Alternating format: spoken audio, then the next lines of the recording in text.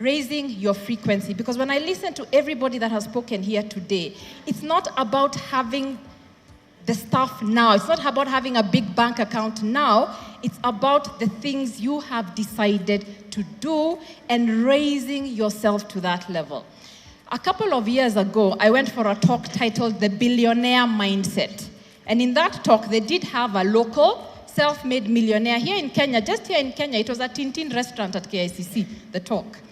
And the guy speaking said something that has always resounded with me.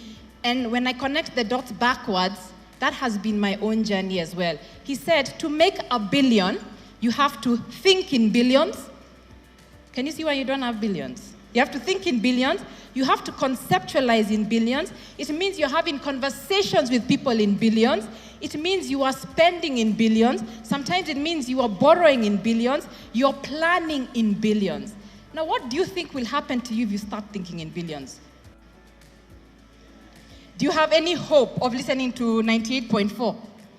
Yeah? Because so you have to search and tune into 98.4 so that your radio can talk to their station and then you can hear what it's trying to say. And the problem sometimes we have is we're trying to tune into 98.4, but we're operating at what frequency? Whatever you want out of life has an energy. It has a vibration. It has a frequency. The question is, have you raised your frequency?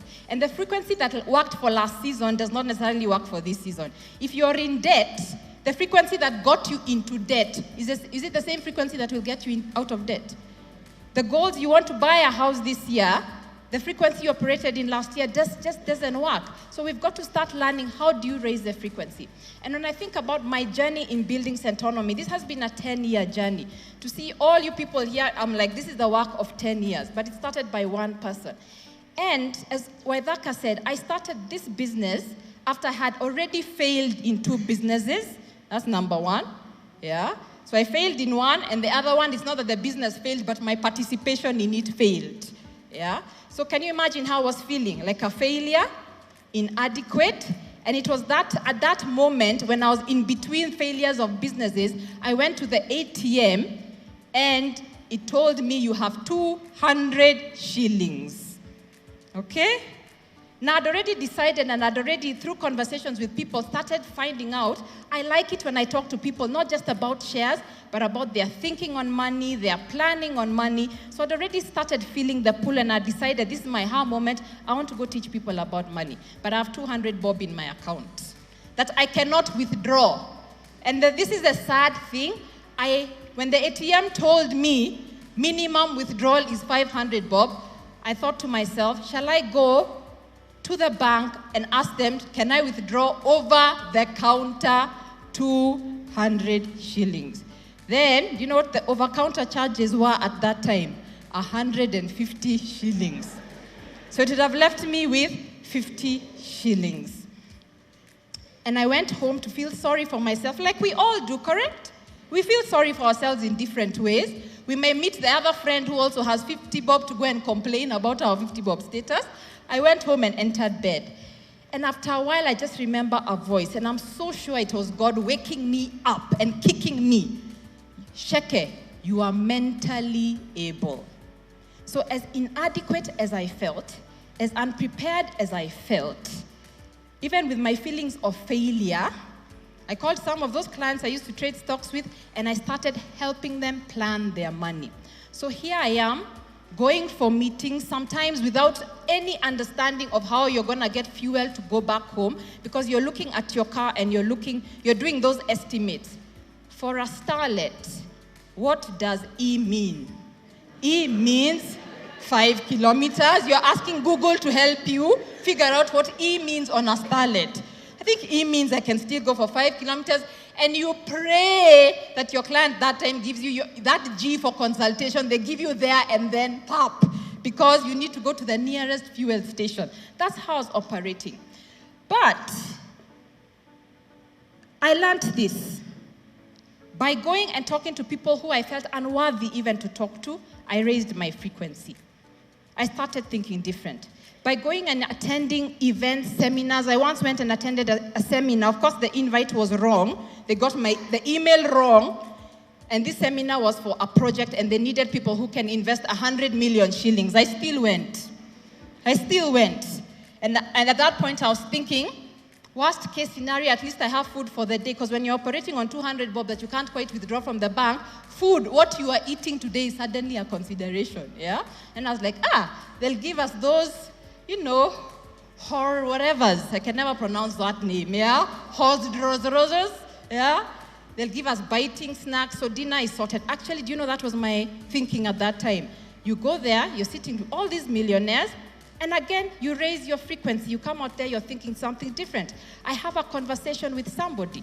Not somebody who's in the same pit as I am in, because how are we helping each other to talk about our pit? And we like that. At Centonomy, we call them the poverty support group.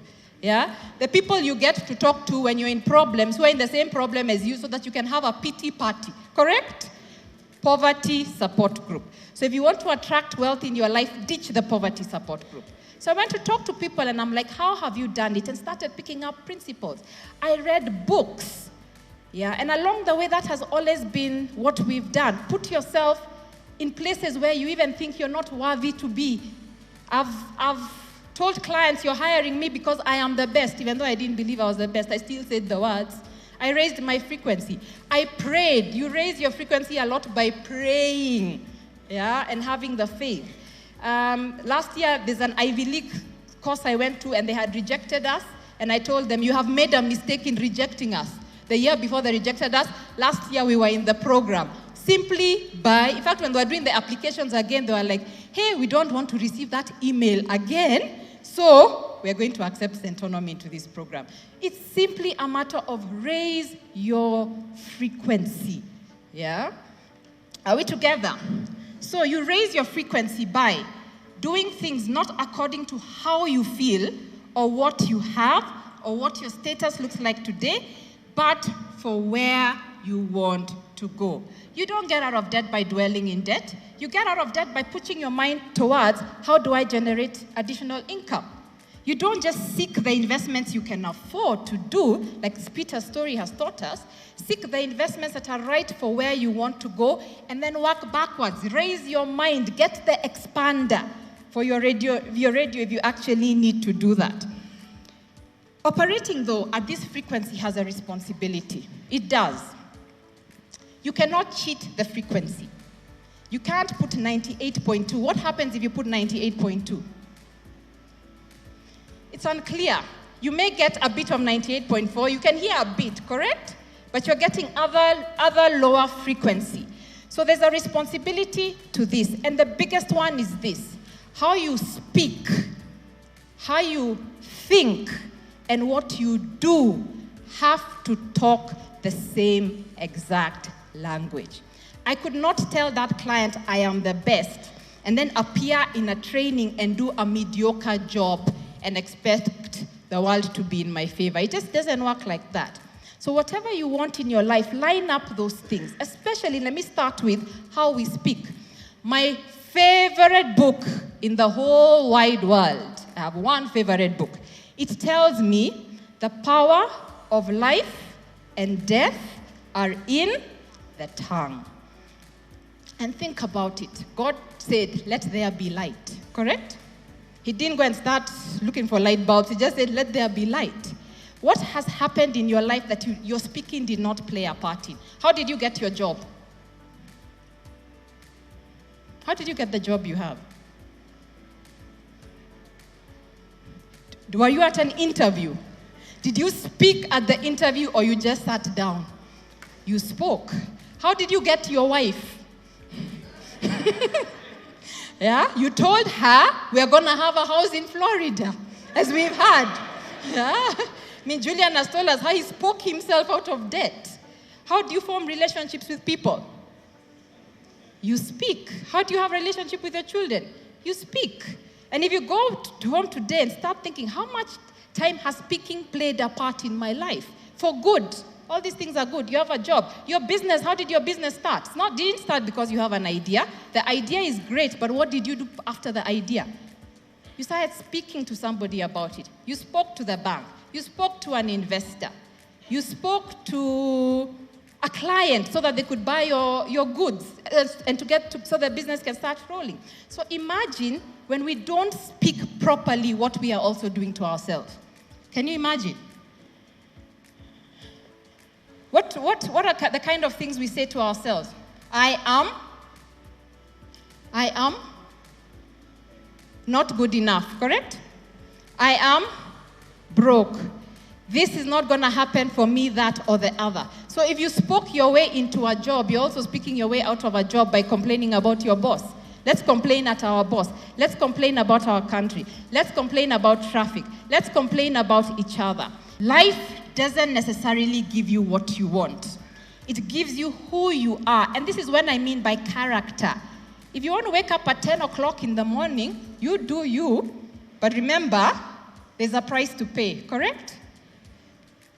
What you are ready to learn, everything that happens in your life, the experiments, the failures, it was necessary so that you learn something. It gives you what you are ready to overcome. So when it presents a challenge to you, it is because it is your time to overcome. It is your time to overcome that debt. It is your time to overcome that relationship. It's your time to overcome that business. It's your time to overcome the fear. If you are feeling fearful today, clap your hands. Clap. If you're feeling scared, clap, because it is your time to overcome. That's why you're sitting with that fear. It gives you what you are ready to believe, not what you have, what you are ready to believe. Yeah? It gives you what you are ready to act on no matter how uncomfortable it is. So if you're not ready to take the more riskier moves, the things that push you, then that's what you're going to actually get. So it doesn't matter what you want. And most importantly, life will give you the things that you have decided that nothing and nobody is going to get in your way. Centonomy is celebrating its 10th year anniversary for that one reason. So many people told me this will not work. So many, even the people who really care about me, and they really wanted me to go back into my banking profession, they're like, that won't work. You're an investment banker. But why it has come this far is I was not going to let anybody stand in the way. And even the team that has come to Centonomy, they're on the same frequency. You can even tell when you interview people, who are those people that are on the same energy level as you.